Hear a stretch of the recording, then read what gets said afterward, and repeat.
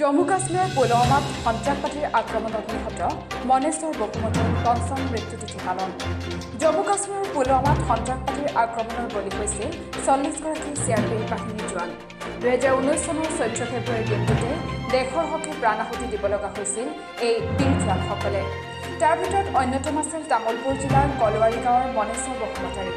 দেশ ৰক্ষাৰ কামত নিয়োজিত হৈ মৃত্যুক আঁকোৱালি লৈছিল মনেশ্বৰ বসুমতাৰীয়ে আজি পঞ্চম বৰ্ষত ভৰি দিলে সেই দিনটোৱে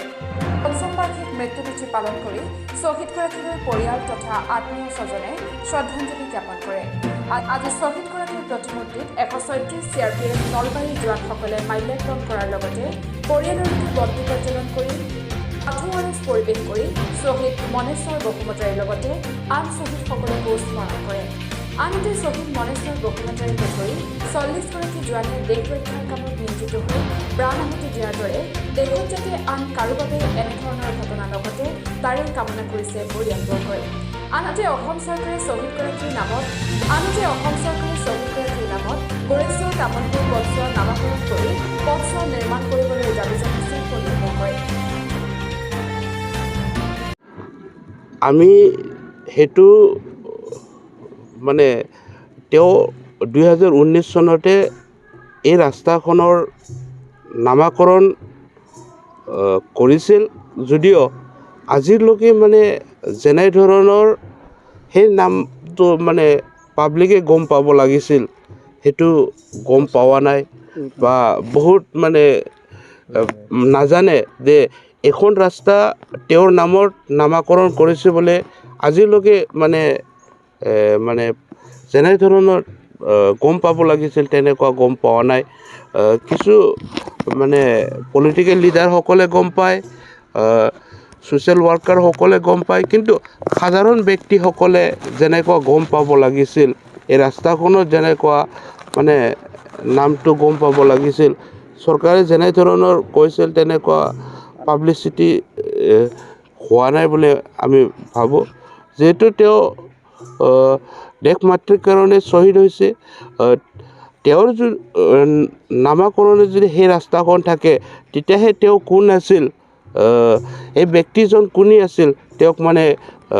জানাৰ কাৰণে নিশ্চয় সাধাৰণ ব্যক্তিসকলেও তেতিয়া মানে তেওঁলোকৰ মনত প্ৰশ্ন আহিব যে মনেশ্বৰ বসুমতাৰীজন কোন আছিল আৰু তেওঁ কিহৰ কাৰণে এই ৰাস্তাখন নামাকৰণ কৰা হ'ল এইটো নিশ্চয় মানে তেওঁৰ হিষ্ট্ৰীখন মানে জানিব বিচাৰিব ইয়াৰ কাৰণে আমি সদায় আমাৰ যিটো মামাৰ যিটো মূৰ্তি সেই মূৰ্তিখন আমি সদায় যুৱ প্ৰজন্মই যাতে তেওঁৰ মূৰ্তিখন দেখা পায় দেশ মাতৃক সেৱা কৰাৰ কাৰণে মানে আগবাঢ়ি আহিব মন যায় ইয়াৰ কাৰণে আমি সদায় এই প্ৰতিমূৰ্তিখন মানে ভালদৰে ৰখাৰ কাৰণে আমি সদায় চেষ্টা কৰি সেইটো ৰাখিব চেষ্টা কৰি যাম আমাৰ চৰকাৰৰ এটাই অনুৰোধ আমাৰ বিশ্বাস আছে চৰকাৰৰ ওপৰত যে তেওঁলোকে এই যিটো প্ৰতিশ্ৰুতি দিছিল এই প্ৰতিশ্ৰুতি নিশ্চয় তেওঁলোকে পালন কৰিব কিন্তু এই প্ৰতিশ্ৰুতি পালন কৰা তেওঁলোকে লেহেমীয়া হৈছে বোলে আমি পৰিয়ালৰ তৰফৰে আমি অনুভৱ কৰিছোঁ নিশ্চয় চৰকাৰে এই ক্ষেত্ৰত বিবেচনা কৰিব যিহেতু বিধানসভাতো সন্মানীয় বিধায়কে প্ৰশ্ন কৰাত মন্ত্ৰী মহোদয়ে মানে উত্তৰ দিছিল আৰু সেই মৰ্মে নিশ্চয় যিটো নামাকৰণ দি পেলাই যি ৰাস্তাৰ কাম কাজ সেইটো অতি শীঘ্ৰে হ'ব বুলি আমি ঘৰৰ পৰা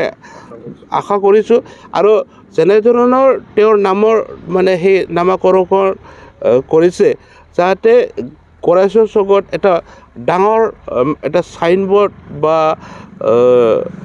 তেওঁক মানে এই ৰাস্তাখন গম পোৱাকৈ কিবা এটা ডাঙৰকৈ কিবা এটা কৰি থ'লে নিশ্চয় এই ৰাস্তাখন তেওঁৰ নামত আছে বোলে সাধাৰণ ব্যক্তিও গম পাব। এই দুখৰ দিনত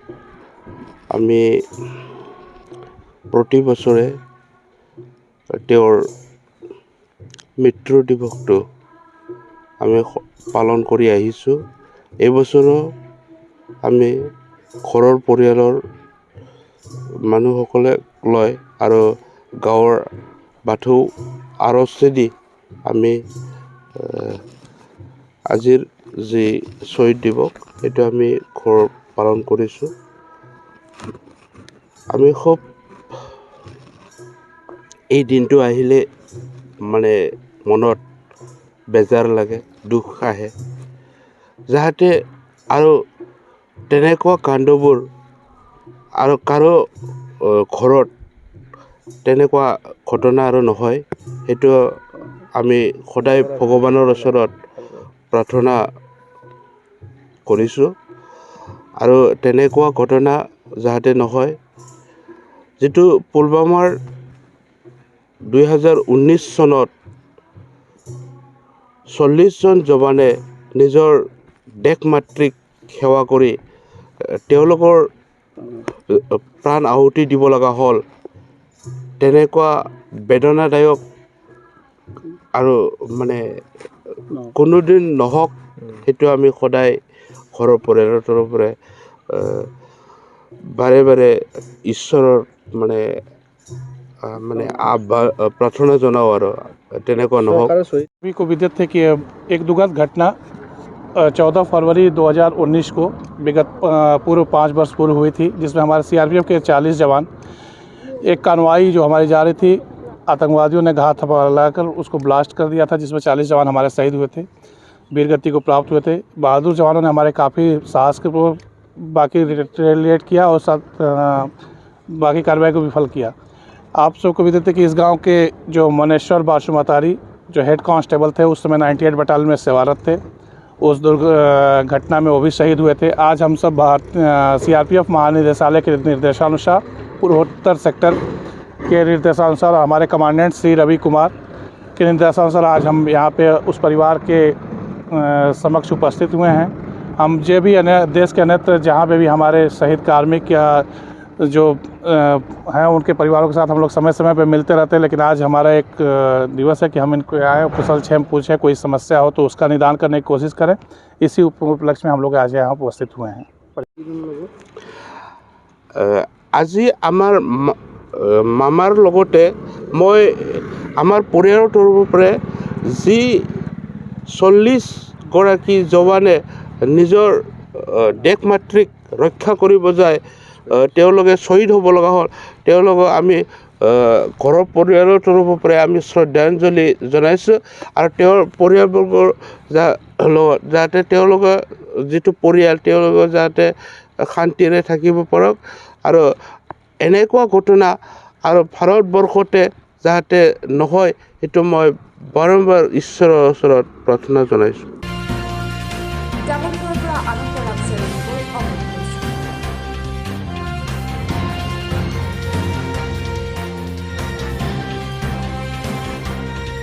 অমৃত প্ৰবাহ অসমীয়া সাপ্তাহিক কাকতৰ ডিজিটেল সংস্কৰণ অমৃত নিউজ, সত্যৰ সন্ধানত অমৃত নিউজ।